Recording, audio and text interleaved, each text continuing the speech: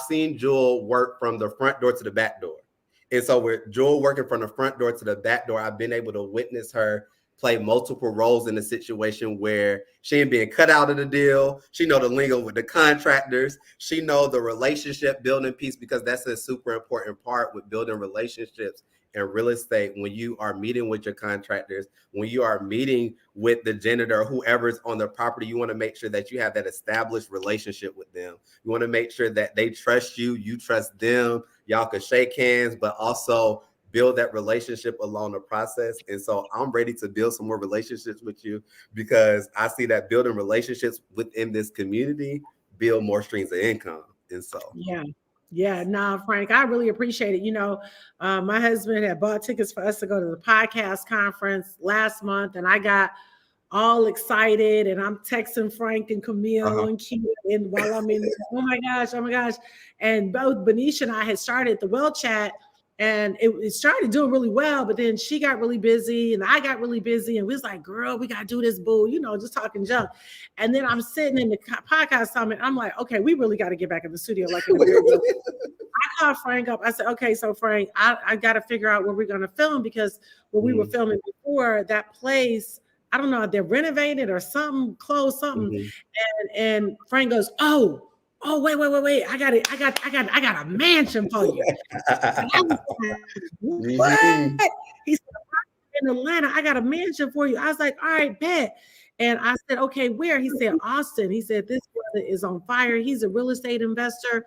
Let's get on the phone and let's, talk to him about what the opportunity could be. And I was like, okay, great. Let's do it. And so I got on the phone with Austin, and I mean, it was he just felt like family. He was super cool, super down to earth, also very successful. And then we came to Atlanta because we have a beautiful home there in Peachtree City. And we came to Atlanta, set up a meeting. We came to the mansion. Austin was there himself, the owner of the mansion. We walked through. I loved it. We filmed there. We did a photo shoot there. If you're in Atlanta, you definitely want to book Austin's mansion. Like, I was very impressed. He's very gracious, but I was very impressed with the property. It's beautiful. It has a pool out back. I mean, it's just a really beautiful piece of property. This is a young black man doing his thing. And so, Austin, you've been in real estate now. I think your mom was kind of like your mentor, right? How long have you been in real estate now, brother? Yes. So I've been in real estate for the past 8 years. Wow. Yeah. So 8 years. So what was your initial vision for yourself in real estate? Yeah. So my mom, she has been like a mentor for me. She's a broker as well. Pretty much my initial vision was financial freedom, escaping the rat race, and, being in a type of game where I can just have unlimited potential, and just, really go after it with financial freedom, passive income, and things of that nature.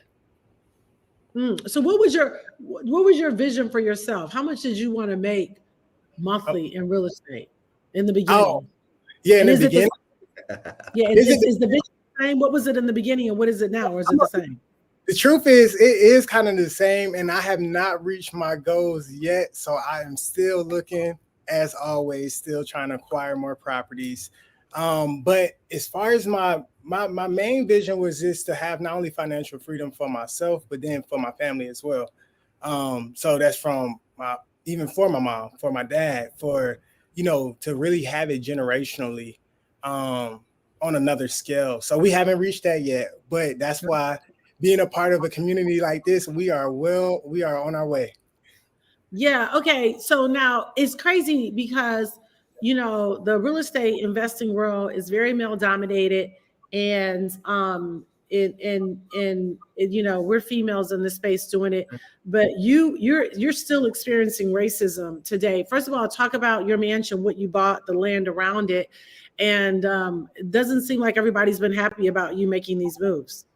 Yeah, no, for sure. So with the property that I bought, it's a beautiful 7-acre property that pretty much is in a progressively fast-growing area, where a lot of developments are happening, from townhomes, retail, commercial, and my property sits, in the heart of it. And so it's a very, very, it's a very known and very beautiful piece of property that is, it's the last of its kind. I would say, you can't remake land.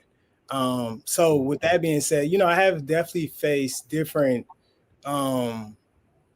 obstacles, I would say, with being in a predominantly white area. I've definitely seen different obstacles, and being a young black, man myself, they yeah. So I would definitely say it has been interesting, but none the least, it is truly playing the game of Monopoly. So, that's the game that I wanted to play. So I know the game that I'm playing, and I love it. Yeah. Do you feel like when you got that resistance, did it make you be even more convicted about why all people of color should be playing the game of doggone Monopoly? All black people, to me. I mean, I just experienced a racist situation over the weekend in Detroit. It didn't stop me. It just made me say, this is why I'm here to stay. And this is why I'm bringing as many as people as I can with me. Exactly. No, 100%. It like you said, only gave me the conviction, and it only confirmed everything that I believe in, that that I've seen and that I foresee. So, I'm, like I said, I want to, definitely bring people with you. I want to be with you, and I want to bring people along the way with us, Yeah. It's possible. It's possible. Your mom was a broker, so did she help you with structuring? I want you to talk a little bit about, and this is where I want people to know that are listening right now. It's not like, oh, I'm about to just get up and I want to invest tomorrow. That's great. You made the decision, but there are a lot of little nuances, and particularly underwriting, title. It's a lot of stuff that you really kind of need that mentorship.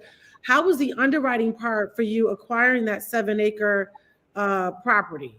Was it easy, would you say, or was it challenging? Or what I would say is it was one of the biggest deals I did at the time.